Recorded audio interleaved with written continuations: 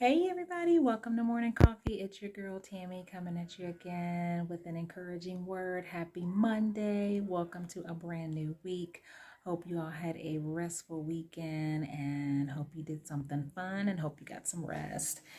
We're just going to hop right in. If you were with me on Friday, we started a series on the Proverbs, chapter of Proverbs 31. Not just the Proverbs 31 woman, but the whole entire chapter. So on Friday, we kind of went through the first verses 1 through 10. That was giving instructions to the king from his mother about how a king should conduct himself. And then we started from verses 10 down, talking about the wife of noble character and the characteristics that we would find in a virtuous wife. So we're just going to pick right up where we left off. I want to say we were in about verse 11. And it says, her husband can trust her, and she will greatly enrich his life. She will not hinder him, but help him all of her life.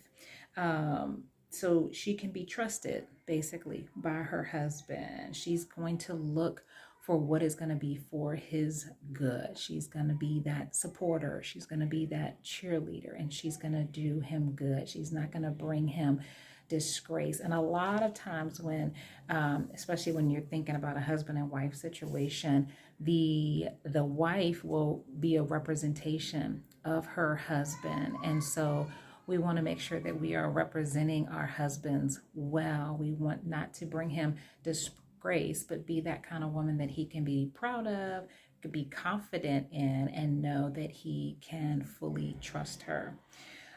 We can keep going down. In 13, it says, she finds wool and flax and busily spins it. She is like a merchant ship, and she brings her food from afar. Now, when you look at that, there's a reference there where it says she brings wool and flax. And this is reading out of the New Living. I know on Friday we were reading from the Passion Version, and it reads a slightly different way. But when you look at the word wool, wool is a metaphor for pure, meaning pure. And when you look at flax or linen, that speaks of righteousness. So when you look at it that way and you come back in, it's basically she's finding what is pure.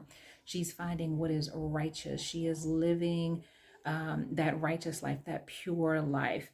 And so you may think when you on first looking at this, you're thinking, okay, I know when I first look at this or read through this, I'm like, okay, can I sew? Can I make something from wool? Can I am not a seamstress, I can't make my own clothes. Like I'm not making my children's clothes.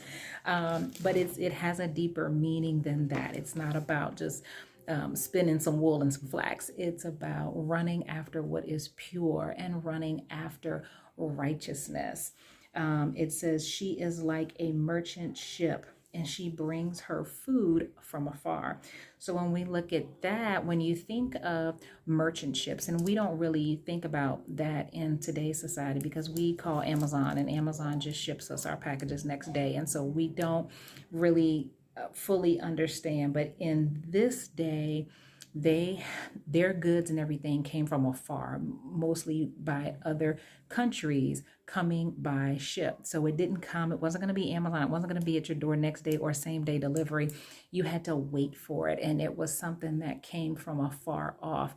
And this is often related to being, when it says she is like a merchant ship, bringing her food from afar, meaning that she, not just food as in physical food, but spiritual food, meaning she's not just, she's getting her wisdom from afar or getting her wisdom from above, you would say. And so she's bringing spiritual food into her family and providing them with food from afar, it'll say, or that spiritual food. She's bringing that down. It says she gets up before dawn to prepare breakfast for her household and plan the day's work for her servant girl.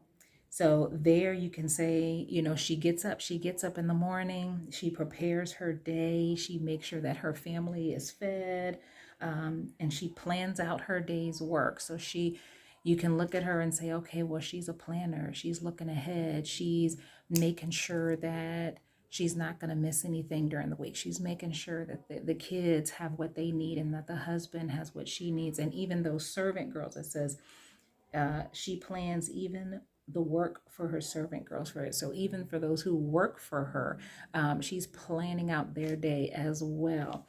So I'm going to stop right there. Let's see, we went through 11, 12, 11 through 15 there. I'm going to stop right there, and I just want you to focus on that, because like I said, at first glance you might read through those chapters and say, okay, I'm not a seamstress, I don't get up early, I hate cooking. You might look at those and say, I'm not on my way down a good road to being this virtuous woman. But if we look deeper, we can say, you know what, I'm running after purity, I'm running after righteousness. My goal and my aim is to do good and to be good to my family, to bring them wisdom from above, to go like a merchant ship from afar, to go and have my quiet time and bring my family the wisdom that they need for that day, their daily bread for that day.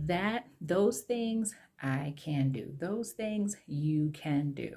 So I want you to focus on that today. And we're going to pick back up on Wednesday, right where we left off here. And we're just going to keep pillaging down until we get to verse 31. So be blessed today. Happy Monday again, and we'll talk soon.